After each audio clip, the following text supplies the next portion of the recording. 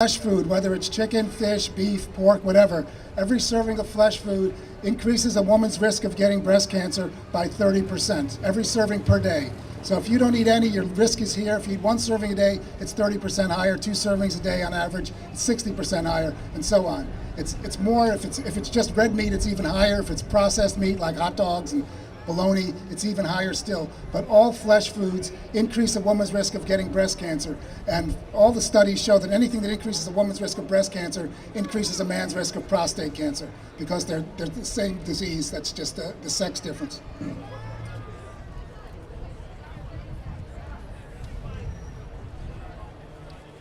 Now for the non-commercial part of the show.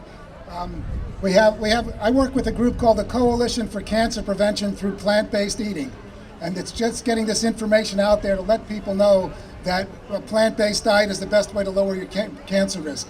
The American Cancer Society is not going to give you the full message. We have a banner that says all animal products raise cancer risk. And we were at a Relay for Life sponsored by the American Cancer Society. And they came over there and said, you can't have this up here because the American Cancer Society does not recognize a risk between dairy products and cancer. We recognize a risk between red meat and cancer, but not dairy products. Of course, they get billions of dollars from the dairy industry, and that's why they don't say it. And so I showed them the literature, I showed them the studies, and they said, well, I guess you can leave that up there, but you're gonna have to tell them you're not affiliated with the American Cancer Society. And I said, don't worry, I don't want to be affiliated with them.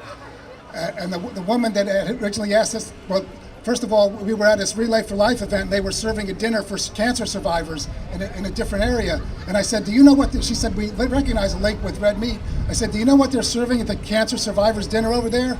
And she said, what? I said, barbecue beef sandwiches. And she said, oh, that's not right. They were supposed to serve pork.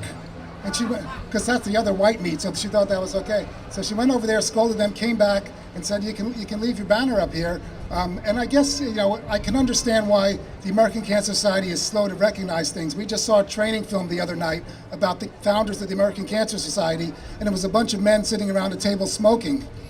And it took the American Cancer Society decades before they recognized the link between smoking and cancer. They finally recognized the link between meat and cancer, but they're not saying it too loud, and they recognize the link. So if you pick up literature from the American Cancer Society, it'll say eat less red meat, which is a good thing. It'll say eat more fresh fruits and vegetables, which is a good thing, but they won't say a word about dairy products, because they know there's a link, but they don't want to lie and say there's no link, but they don't put anything in there, and somebody looking at that, they say, oh, there's nothing here about dairy, I guess it's okay, and they're lying by their silence. And it's time, all the breast cancer groups get lots of money from the Dannon Foundation and from the Yoplait yogurt, and they know darn well that they're actually increasing the risk of the very disease they're trying to stop. So we have T-shirts. Raise your hand. Well, you'll see a woman over there, Melanie, my partner, wearing a shirt like this, and on the front it spells out the word vegan, vegan for all life, environmentally friendly, global warming reducer, animal compassion, and nonviolence, which covers it all. And on the back is the message that's on the front of my shirt here. Dairy is not necessary. That's the message we have to get out to the general public, because the dairy industry has done a very good job in making people think that not only are dairy products good for you, it's beyond that. They're necessary. It's like breathing air or drinking water. You got to drink milk every day. Nothing could be farther from the truth. 60% of the adults in the world are lactose intolerant because they can't digest the carbohydrated milk. What does that tell us about this wonderful food? There's never been a case of lactose intolerance in a child under the age of 3, because that's the same carbohydrate that's in their own mother's milk.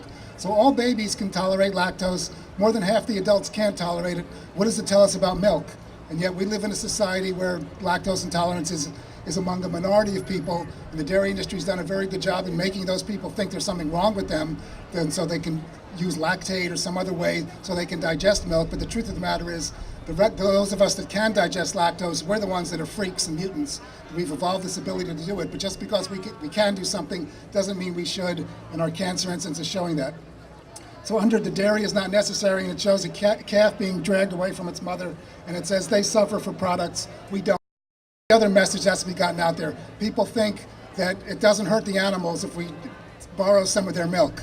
People have to understand that cows do not give milk. A cow does not produce milk until it's been impregnated and delivers a calf. So a life is being destroyed in order for you to get that milk. It's not like chickens will lay eggs. I won't even get into how horrible factory farming conditions are for